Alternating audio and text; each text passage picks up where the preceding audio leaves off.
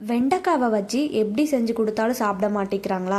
அப்போ கண்டிப்பாக இந்த கிரேவியை ட்ரை பண்ணி பாருங்கள், நல்லா விரும்பி சாப்பிடுவாங்கங்க. இந்த கிரேவியை பிகினர்ஸ் கூட ஈஸியாக செஞ்சு முடிச்சிடலாம். இந்த கிரேவி சாதம் மட்டும் இல்லாமல் சப்பாத்தி பூரி கூட வச்சு சாப்பிடும்போது டேஸ்ட் அல்டிமேட்டாக இருக்குங்க.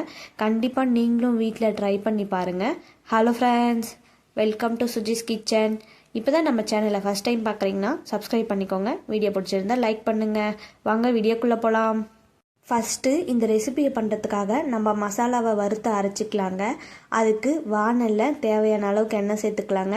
எண்ணெய் நல்லா சூடாகி வந்ததும் 1 டேபிள் ஸ்பூன் அளவுக்கு வரமல்லி சேர்த்துக்கோங்க. கூடவே 1 டேபிள் ஸ்பூன் அளவுக்கு சீரகமும் சேர்த்துக்கோங்க. 1 டேபிள் ஸ்பூன் அளவுக்கு கடலைப்பருப்பும் சேர்த்துக்கோங்க. கூடவே 3 காஷ்மீரி மிளகாய் சேர்த்துக்கோங்க.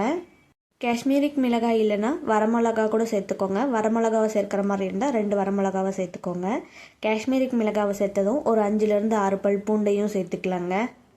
பூண்டை சேர்த்ததும் ஸ்டவ்வை மீடியம் ஃப்ளேம்லேயே வச்சு ஒரு 5 நிமிஷம் நல்லா வறுத்து விட்டுக்கலாங்க. பாருங்கள், இந்தளவுக்கு நல்லா வறுபட்டு வந்ததும் இந்த ஸ்டேஜில் ஸ்டவ் ஆஃப் பண்ணிவிட்டு இது வேறு பிளேட்டுக்கு மாற்றி எடுத்துக்கலாங்க. இது வேறு பிளேட்டுக்கு மாற்றினதும் ஒரு 10 நிமிஷம் ஆற வச்சு எடுத்துக்கலாங்க. இந்த மசாலா நல்லா ஆறி வரத்துக்குள்ளே நம்ம வெண்டைக்காயை எண்ணெயிலே வறுத்து விட்டுக்கலாங்க. அதே பேனில் எண்ணெய் சேர்த்துக்கோங்க.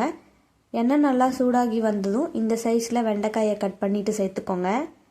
வெண்டைக்காயை கழுவிட்டு காட்டன் துணி வச்சு தொடச்சிட்டு கட் பண்ணி எடுத்துக்கோங்க. அப்போ தான் வறுபடும் போது வளவளப்பு தன்மை வராது. பாருங்கள், வெண்டைக்காய் இந்தளவுக்கு நல்லா வறுபட்டு வந்ததும் இது வேறு பிளேட்டில் மாற்றி எடுத்துக்கலாங்க. வெண்டைக்காயை இந்த மாதிரி தனியாக வறுத்து சேர்க்கும்போது கிரேவி டேஸ்ட் அல்டிமேட்டாக இருக்குங்க. வெண்டைக்காவை வறுக்கும்போது உப்பும் மிளகுத்தூளும் சேர்த்து வறுத்திங்கன்னா டேஸ்ட் நல்லா இருக்குங்க. ட்ரை பண்ணி பாருங்கள். வெண்டைக்காயை வேறு பிளேட்டுக்கு மாற்றினதும் இப்போ நம்ம ஆற வச்சுருக்கிற மசாலாவை அரைச்சி எடுத்துக்கலாங்க. மிக்சி கப்பில் ஆற வச்சுருக்கிற மசாலா எல்லாத்தையும் சேர்த்துக்கலாங்க. மசாலாவை சேர்த்ததும் ஒரு 1/4 டம்ளர் அளவுக்கு தண்ணி சேர்த்து நல்லா கொரகொரப்பாக அரைச்சி எடுத்துக்கோங்க. ரொம்ப கொரகொரப்பாகவும் அரைக்காமல் ரொம்ப ஃபைன் பேஸ்ட்டாகவும் அரைக்காமல் மீடியமாக அரைச்சி எடுத்துக்கோங்க. பாருங்கள், இந்த அளவுக்கு நல்லா அரைப்பட்டு வந்தால் போதும். இதுதான் கரெக்டான கன்சிஸ்டன்சி. மசாலா ரெடி ஆயிடுச்சுங்க. இது ஒரு வாரம் இருக்கட்டும். இப்போ நம்ம கிரேவி எப்படி ரெடி பண்ணுறதுன்னு பார்த்தரலாம். அதுக்கு வானலில் தேவையான அளவுக்கு எண்ணெய் சேர்த்துக்கோங்க. எண்ணெய் நல்லா சூடாகி வந்ததும் 1/4 டேபிள் ஸ்பூன் அளவுக்கு சோம்பு சேர்த்துக்கோங்க. சோம்பு எண்ணெயிலே நல்லா பொரிஞ்சு வந்ததும் 2 வரமிளகாவையும் சேர்த்துக்கோங்க. கூடவே ஒரு கொத்து கருவேப்பிலையும் சேர்த்துக்கலாங்க. கருவேப்பிலை சேர்த்ததும் எண்ணெயிலே ஒரு முறை நல்லா மிக்ஸ் பண்ணி விட்டுக்கலாங்க. கருவேப்பிலை எண்ணெயிலே நல்லா பொரிஞ்சு வந்ததும் ஒரு மீடியம் சைஸ் பெரிய வெங்காயத்தை பொடி பொடியாக நறுக்கி சேர்த்துக்கோங்க. வெங்காயத்தை சேர்த்ததும் வெங்காயம் நல்லா கண்ணாடி பதம் வர வரைக்கும் வதக்கி விட்டுக்கலாங்க. கிரேவிக்கு பெரிய வெங்காயம் தான் சேர்க்கணும்னு இல்லைங்க, சின்ன வெங்காயம் கூட சேர்த்துக்கலாம். வெங்காயம் நல்லா கண்ணாடி பதத்துக்கு வதங்கி வந்ததும் இந்த ஸ்டேஜில் ஒரே ஒரு மீடியம் சைஸ் தக்காளியை பொடி பொடியாக நறுக்கி சேர்த்துக்கோங்க. தக்காளியை பேஸ்ட்டாக கூட அரைச்சி சேர்த்துக்கலாங்க. தக்காளியை சேர்த்ததும் தக்காளி நல்லா வதங்கி வர வரைக்கும் வதக்கி விட்டுக்கலாங்க. தக்காளி நல்லா வதங்கி வரதுக்காக ஒரு 1/2 டேபிள் ஸ்பூன் அளவுக்கு உப்பு சேர்த்துக்கலாங்க. உப்பு சேர்த்து தக்காளி நல்லா வதங்கி வர வரைக்கும் வதக்கி விட்டுக்கலாங்க. பாருங்கள், தக்காளி நல்லா வதங்கி வந்துருச்சு. இந்த ஸ்டேஜில் மசாலாவை ஆட் பண்ணிக்கலாங்க. 1/4 டேபிள் ஸ்பூன் அளவுக்கு மஞ்சள் தூள் சேர்த்துக்கோங்க. 1 டேபிள் ஸ்பூன் அளவுக்கு வீட்டில் அரைச்ச மிளகாய் தூள் சேர்த்துக்கோங்க. ஒருவேளை காஷ்மீரி மிளகாய் தூள் சேர்க்குறீங்கன்னா 1 டேபிள் ஸ்பூன் அளவுக்கு சேர்த்துக்கோங்க. மசாலாவை சேர்த்ததும் 1 நிமிஷம் போல் நல்லா தக்காளியோடு மிக்ஸ் பண்ணி விட்டுக்கலாங்க. பாருங்கள், இந்த அளவுக்கு நல்லா மிக்ஸ் பண்ணதும் இந்த ஸ்டேஜில் நம்ம அரைச்சி வச்சுருக்கிற மசாலாவை இதில் சேர்த்துக்கலாங்க.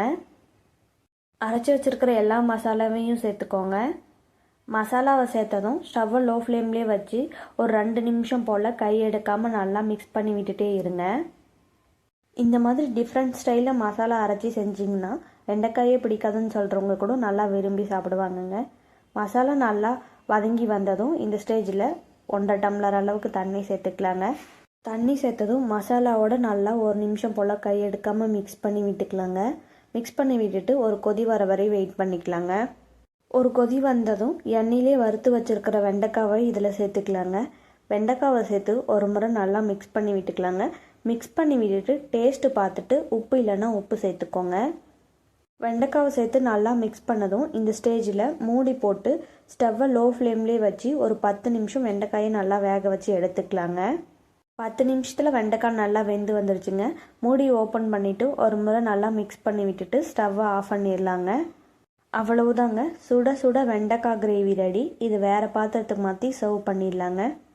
நீங்களும் இதே மாதிரி ஸ்டைலில் வெண்டைக்காய் கிரேவியை ட்ரை பண்ணி பாருங்கள்.